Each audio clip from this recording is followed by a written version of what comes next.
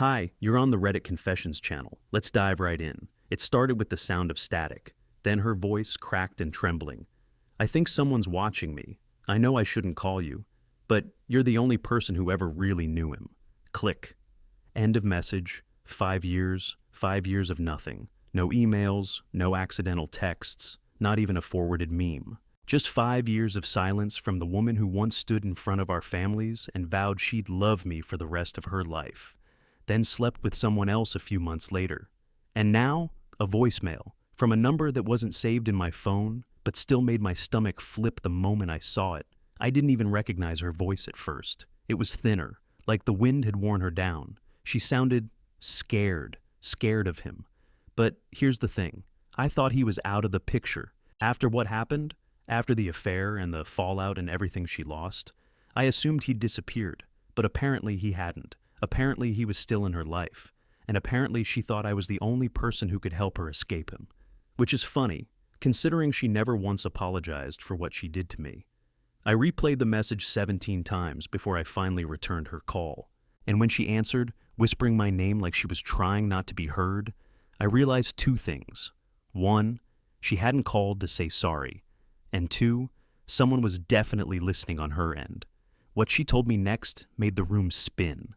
She didn't want me back. She didn't miss me. She wasn't in love. Number. She was calling to tell me he had disappeared, vanished, no note, no trace, no closure, and she thought I was next. I didn't sleep that night, not even close. I sat on the edge of my bed, staring at the ceiling fan, spinning above me like it had answers. Her words looped in my head like a haunting melody I couldn't shake. He's gone, and you might be next. It didn't even make sense. How could I be next for something I never asked to be part of? Alara didn't offer much on the phone, just broken thoughts, fear in her voice, and a few unsettling facts. Spencer, the man she left me for, vanished 3 days ago. His apartment untouched, phone on the nightstand, keys still hanging by the door. No sign of struggle, no message, no packed bags.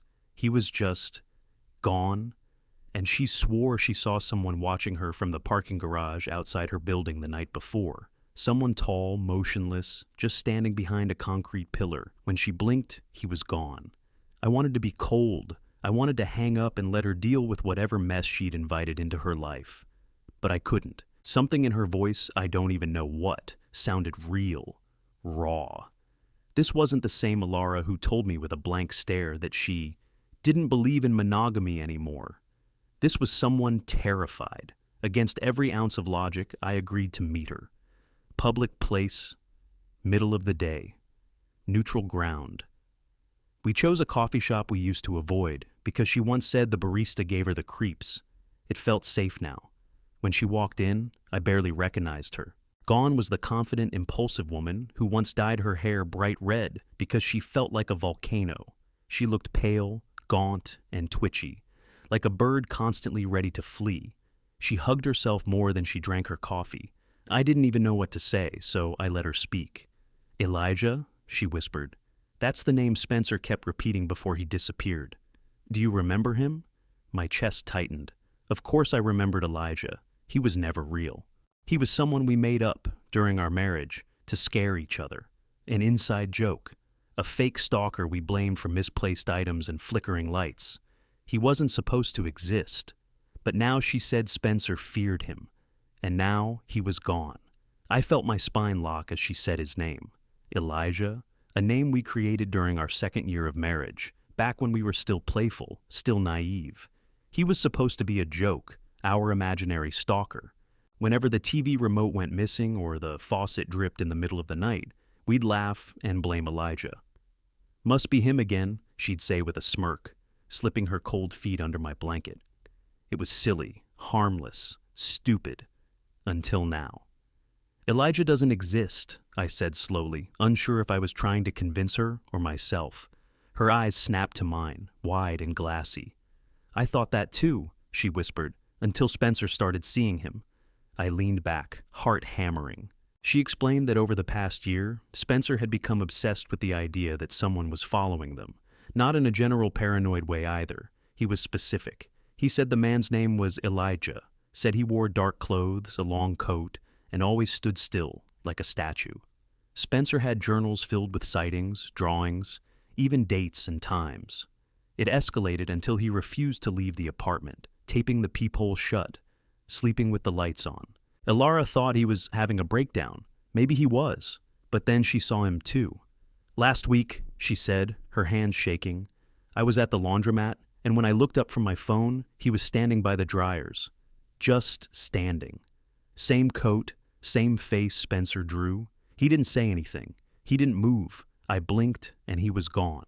I wanted to get up and leave. I wanted to tell her she was projecting, grieving, imagining things. But the part that chilled me, the part I couldn't explain, was this. I'd seen that same figure a few nights ago. I was taking out the trash behind my building when I noticed someone across the street, unmoving, too still for comfort. I wrote it off as a mannequin left behind from a store window. Or maybe a weirdo waiting for an Uber. But what if it wasn't? What if she wasn't imagining it? I told myself none of this had anything to do with me. I wasn't the one who cheated. I wasn't the one who made up ghost stories and brought imaginary stalkers to life. I was done with her, but when I left that coffee shop, I checked my phone's camera roll, just on a whim, and right there, in a photo I didn't remember taking, was a blurry man in the background of my kitchen window, standing perfectly still, wearing a long coat. I stared at the photo for over an hour, zooming in and out like it would somehow blur away the fear settling in my gut. I don't even remember taking the picture. It was time-stamped for 2 nights ago, 7:18 p.m., which was around the time I was microwaving soup and watching old reruns of some sitcom I didn't even like. But there it was, a half-lit reflection in the window above my sink, standing across the alley, blurred slightly by motion, as if the figure had turned just as the shutter snapped. The outline was clear enough. The coat was long, the posture stiff, and the face, well, there wasn't one. Just a pale blur like static. Not a smudge, not a shadow. Something that didn't look quite human. I didn't tell Ilara, not yet. Something in me refused to admit it aloud. It felt like acknowledging it would make it real. Instead, I distracted myself with tasks I didn't need to do. I cleaned the grout in my shower. I alphabetized the spice rack even though I only used 3 spices. I even rewatched my old wedding video, which I should have deleted years ago. In it, Ilara was radiant, spinning barefoot on a dock, laughing so hard the camera shook. And I looked like someone who genuinely believed she'd never hurt me. The next morning, I woke up to find my apartment door unlocked. I live alone, and I triple-check that lock every night, obsessively. There were no signs of forced entry, nothing missing, just unlocked. That was worse than a break-in. It felt deliberate, like someone wanted me to know they were there. I called Ilara. She didn't pick up. I texted, "We need to talk." Something happened. No reply. I waited. Nothing. By late afternoon, I drove to her place. Her car was in the lot. Her lights were off. Her door was locked. But as I stood outside her unit, about to knock, I noticed something strange. Her apartment window, 2nd floor, was slightly open, curtain billowing out, and a shape was standing just behind it. I waved, assuming it was her. It didn't wave back. It didn't move at all. I blinked. The curtain fluttered again. The shape was gone. I ran up the stairs, heart racing, but when I knocked, no one answered. After a few moments of hesitation, I called the police. Not to be dramatic, just a welfare check. But when they arrived and opened the door, the apartment was empty. Not just of her, but of everything. Furniture, clothes, dishes, light bulbs. Gone. Like no one had lived there for years. I stood there in the doorway, stunned, while the 2 officers walked around the completely bare apartment. No furniture, no photos, not even curtain rods. Just nail holes where memories used to hang. I tried to explain to them that I'd just spoken to the tenant yesterday, but they looked at me like I'd confused the place with somewhere else. One officer even asked if I was sure I hadn't gotten the unit number wrong. I wanted to scream. I showed them the photo of the apartment from earlier that week, her couch, her coffee table, her chipped bookshelf. But when I opened the gallery, it was gone. Just gone. The image with the figure in the window, still there. But the photo of Ilara's living room, not in the folder. I didn't delete it. I know I didn't. The officers filed a basic report, nothing urgent since there was no evidence of a crime, and left. I remained at the door long after they were gone, just staring at the empty space where her world used to be. I should have walked away. I should have driven home and locked myself inside with a flashlight and a baseball bat. But something about the emptiness pulled me in. There was one thing left in the apartment, a single envelope sitting in the middle of the floor, as if placed there on purpose. My name was written on the front in handwriting that looked more like a scratch than ink. I picked it up carefully. Inside was a photograph, an old one, back from when Alara and I went camping in Arizona. We had asked a couple to take a picture of us at the edge of a canyon. I remembered the photo well. We were smiling, arms around each other, wind in her hair. But this copy was different. In the background, on the ridge above us, was a figure in a long coat. Same posture, same size, same stillness. He was standing behind us. Back then. Before the divorce. Before Spencer. Before everything. I felt a sudden chill that ran bone deep. I flipped the photo over. 4 words were written on the back, carved into the paper with something sharp. You always saw him. That night, I didn't sleep at all, and for the first time, I wasn't sure if I was still alone. I locked every door and window that night, not that I believed it would help. You can't really lock out something you once thought was imaginary. I turned every light on in the apartment and sat in the middle of my living room with that photo on the coffee table in front of me. I stared at it like it might blink, like the figure in the background might move if I watched long enough. I knew what my therapist would say if I still saw her. Trauma plays tricks on memory, fear alters perception. But this wasn't just memory. The handwriting on the envelope wasn't mine. The photo had no digital copy, no metadata, nothing. And something had placed it in an empty apartment I wasn't even supposed to be in. The message on the back, "You always saw him," kept echoing through my skull like a mantra I never meant to learn. At 3:17 a.m., my doorbell rang. I didn't move at first, just froze. It rang again, no knock, no footsteps, just a single sharp chime. I checked the peephole. No one was there. But as I stood staring through the warped glass, a memory hit me like a punch to the chest. Years ago, before the divorce, Alara and I had a fight, one of our worst. I don't remember what started it, but I remember her screaming, "He's real! I've seen him!" and slamming the door so hard a picture frame shattered. I laughed at her then. I thought she was just trying to make me feel guilty. I told her she was paranoid. Maybe she was. Or maybe she was telling the truth. The doorbell never rang a third time. I waited until sunrise before I opened the door. Nothing was there. Not even a flyer. But someone had drawn something in chalk on my doorstep. A perfect spiraled circle made of interlocking lines, like a maze with no center. I took a photo of it, backed away, and didn't step outside. I couldn't. Later that day, I drove to the old place where Alara and I had lived together, just to see if maybe she'd gone there. The building was still standing, but her name was no longer listed on the buzzer. I asked the property manager if anyone had seen her recently. He looked confused, said no one by that name had ever lived there, but I know she did. I helped her paint those walls. We left marks in the closet where we measured our height over the years. We were married in that living room. Now, it's like she never existed. And maybe, just maybe, neither did I. That night, I dreamed of the canyon again, the same one from the photo Alara left. But this time, we weren't alone. I was standing at the edge while she sat cross-legged beside the fire, humming a tune I couldn't recognize. I turned around slowly, feeling the heat from the flames, and saw a tall figure in the shadows, perfectly still, as if carved from stone. I couldn't see his face, but I felt the weight of his gaze. Alara looked up at me, her eyes glassy, and whispered, "You brought him here." I woke up gasping for air, drenched in sweat, the bedsheets tangled around me like restraints. My phone buzzed on the nightstand. I hesitated before picking it up. Another voicemail, no number, just unknown.